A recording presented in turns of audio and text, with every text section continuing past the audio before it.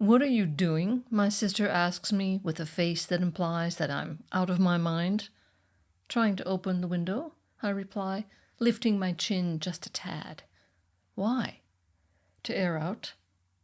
"We don't air out. We have central air conditioning."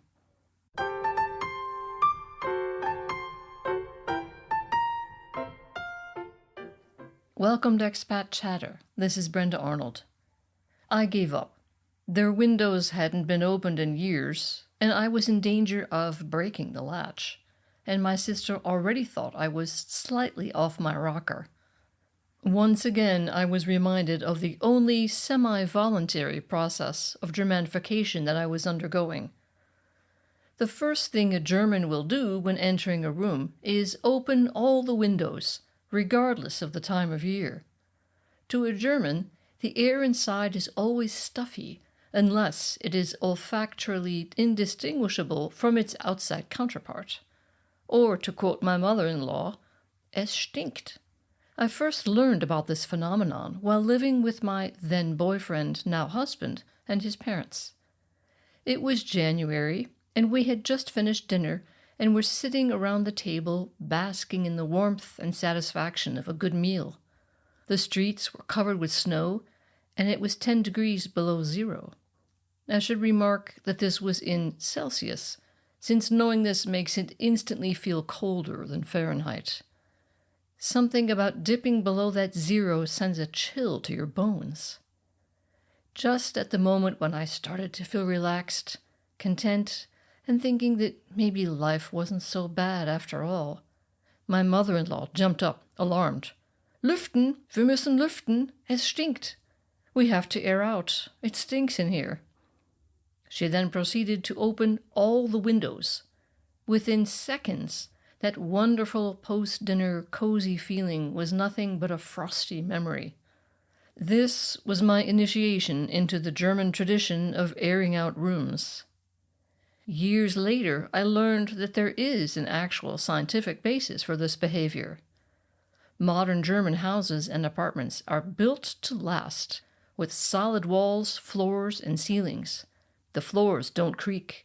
The stairs don't give way. No air seeps in around the window frames. They're very nearly hermetically sealed.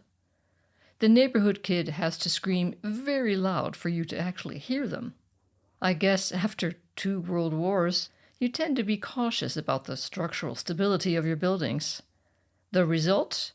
If you don't open the windows and air out regularly, your walls will mold, a common problem in apartments here. A relocation agent here in Munich once told me how hard it is to convince Americans living here that they have to air out regularly. They think she's nuts. Knowing the rationale behind the practice convinced me that at least my mother-in-law was not insane. But I still had to ask myself if it was really necessary to air out at precisely the moment when we were all sitting around the table, very gemütlich, that delightful German word that personifies exactly the opposite of the feeling engendered by airing out, namely cozy, comfy, warm, and fuzzy. The way you'd feel if you were sitting by a fire, staring at the flames.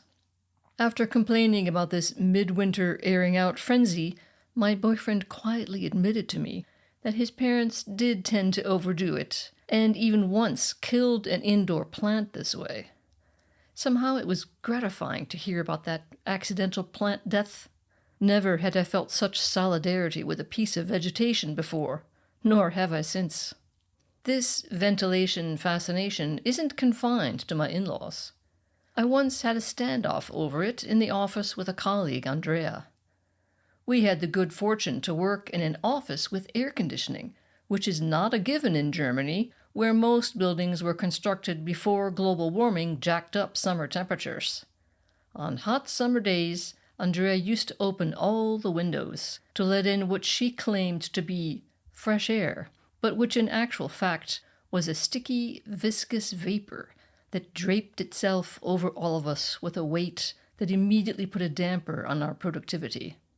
"Andrea," I would say, in my most neutral of voices, "what are you doing?" Airing out, she'd reply as she opened the windows with aplomb. It'll trigger the air conditioning to turn off, you know, I would continue in a forced, casual tone. Just for a few minutes, she'd reply breezily, opening the last remaining window. My colleagues would regularly watch this standoff, their eyes peering over the tops of their monitors. They knew they could rely on me to keep Andrea in check, so the cowards never piped up. I would watch the clock, and exactly 60 seconds later, I would get up and proceed to close all the windows again, just in time before the hot air triggered the air conditioning sensor to turn the system off and flood the office with the outside heat. But the ventilation coup de grace was delivered by my husband on a business trip to Oslo, Norway, which is generally known to occasionally have a slight nip in the air come February. Somehow my husband didn't have this on his radar. The sidewalks were clogged with clumps of ice and snow. The Norwegians sauntered past him on their spiked boots, while he hobbled along, trying not to slip and fall, supporting himself on anything available. Arriving in his hotel room, he promptly opened all the windows to let in some of that balmy Scandinavian winter air and went into the bathroom to brush his teeth. When he came out, the room temperature had adjusted nicely to the outside air, namely -20 degrees. And yes, that's Celsius. He went to bed in 2 sweaters, jeans, gloves, and a hat. But the air, oh, the air was so clean and fresh. It was totally worth it. I do feel obliged to make a confession here. After years of living in Germany, I too sleep with the window slightly tilted, even in the wintertime. You know, for a bit of fresh air. Thanks for listening, and if you like the podcast, why not subscribe and send it to a friend? Thank you very much, and see you next time.